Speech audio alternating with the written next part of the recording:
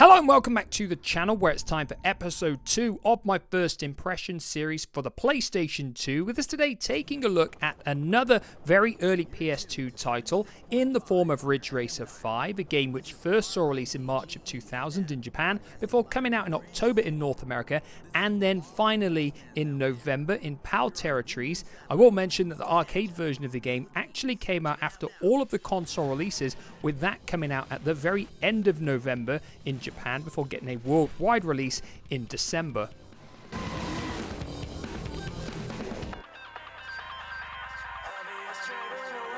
So with the Ridge Racer series seeing 4 releases on the original PlayStation and with each game improving on the previous one, my expectations coming into Ridge Racer 5 were relatively high, as I'd already taken a look at Ridge Racer Type 4 when I did my first impression series for the original PlayStation a short while back. Like always, I play the game for around 60 to 90 minutes before summarising my initial thoughts on visuals, sound effects and music, gameplay and how much content and lifespan I feel the game has to offer, before deciding whether it's a game I will play more of in the future, and then finally awarding it a grade based on its first impressions. And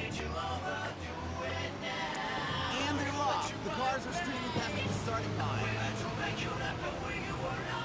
Once you've loaded up the game, you'll realise it's not quite as easy to jump straight into this game as previous Ridge Racer games, as you need to create profiles and save data before you can actually start racing within the one-player modes. Once you hit the main menu, you'll see you've got a choice of creating your new profile via new entry, continuing your game, versus options, loading your data, and options as well. Once you head into options, you'll see you've got a choice of checking the control pad layout, sound options, adjusting the screen position, something that you'll actually probably need to do if you're playing the game via RGB SCART, as the screen is pushed slightly to the left somewhat, adjusting the brightness and also sampling the music from within the game. Once you've created your profile and entered the one-player game, you'll see you've got a choice of race, design, garage, record, saving data, and exiting back to the main menu. And finally, once you enter the race options, you will see that you've got a choice of Grand Prix, Time Attack, and Free Run, with the Grand Prix mode being the main one-player experience.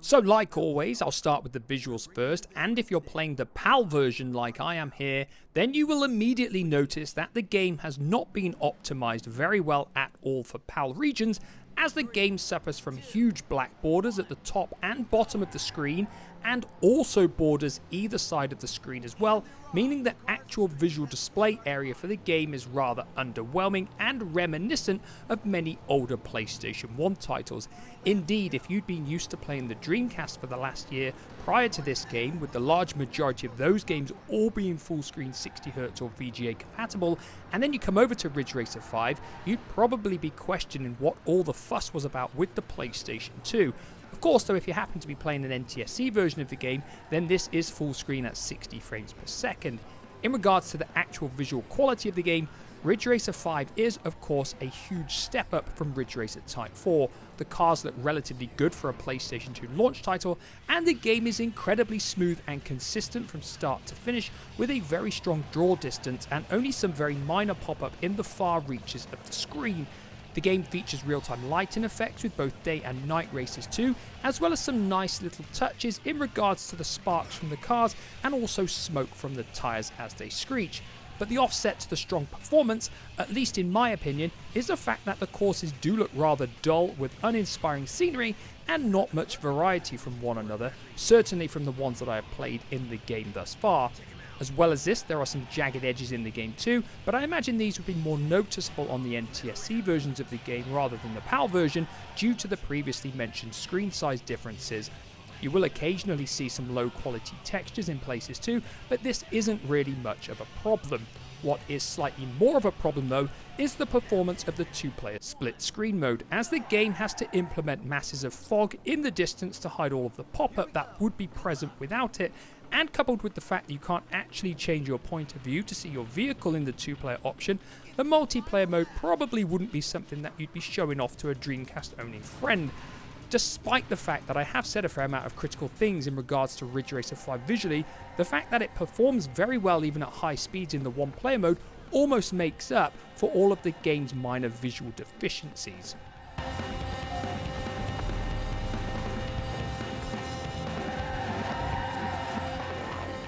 Moving on to the sound effects and music within the game, and the music primarily consists of electronic dance music and doesn't quite feel the same as previous Ridge Racer games, with the music, certainly in my opinion at least, not being as memorable as the earlier titles in the series. The menu music, however, within the game is actually relatively pleasant though, and does fit the Ridge Racer style of presentation quite well, something that I can't really say about the individual doing the voiceover work within the game, as it all feels quite forced and unnatural and therefore doesn't really add anything to the game. In fact, I much prefer the more over the top and outlandish voice work that both Ridge Racer and Ridge Racer Revolution had on the original PlayStation. Sound effects within the game, however, are absolutely fine, with the cars themselves and the screeching of the tyres all sounding relatively good.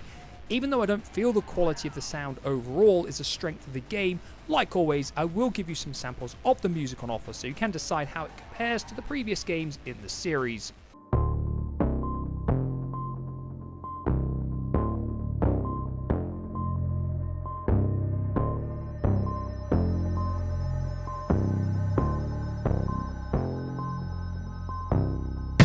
Suddenly it will come to you as well. It doesn't matter where you are or what you're doing. Your soul gets crystal clear, true or false. It doesn't see you higher than the dances and drugs. Your body's rocking it.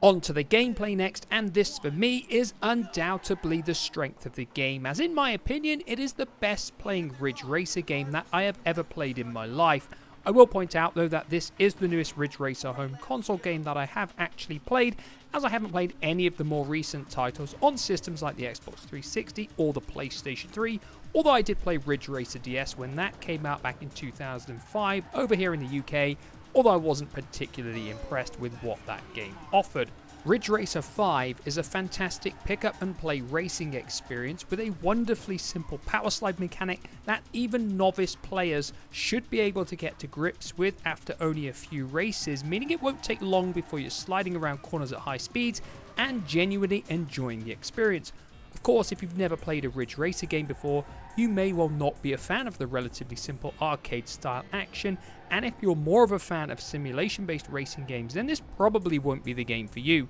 If, on the other hand, like myself, you're open to playing any style of racing game, then I genuinely feel Ridge Racer 5 will provide you with several hours of high speed thrills and entertainment. In terms of the flow of the main one-player game, you enter events with the objective being to meet the position targets and then progress onto the next race with the goal to be victorious in the final race to win the trophy on offer. Winning the different events will unlock further events for you to take part in, as well as additional cars and engines. Whilst the game doesn't really offer anything new in regards to gameplay, what it does very well, which for me makes Ridge Racer 5 a very good early racing game for the PlayStation 2.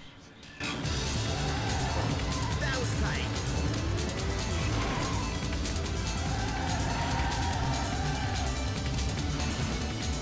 In regards to content and lifespan, you have a few modes of play, including Grand Prix, Time Attack, Duel, and some 2-player modes as well. There are a total of 14 course variations within the game, which comprise of 7 main circuits, and then the reverse options for those as well, which is slightly disappointing and a little underwhelming for the first Ridge Racer game on the PlayStation 2. Take into account we'd seen Gran Turismo 2 by this point, which had 27 tracks on offer, which excludes any reverse or altered variations. You also have 18 cars in total, with 6 available initially and the remaining 12 unlocked as the player progresses through the game, which again is slightly underwhelming in my opinion when we'd seen racing games with far more cars by this point in time. You do also have a few more things on offer, such as the design option, which lets you customize the appearance of your car, the garage option, which lets you view your cars and engines, and also the ability to view any trophies and medals that you have attained so far as well. Like I previously mentioned, the game does have a 2-player split screen mode, but of course it's disappointing due to the lackluster performance and the fact you can't actually change the car viewpoint. It would be fair to say, in terms of content and lifespan, Ridge Racer 5 is actually a step back from Ridge Racer Type 4, with it having both less cars and tracks than that game, but in spite of this, Ridge Racer 5 will easily provide you with a solid weekend's worth of racing enjoyment, although if I'd paid full price for this when it originally came out, I might have felt a little bit disappointed.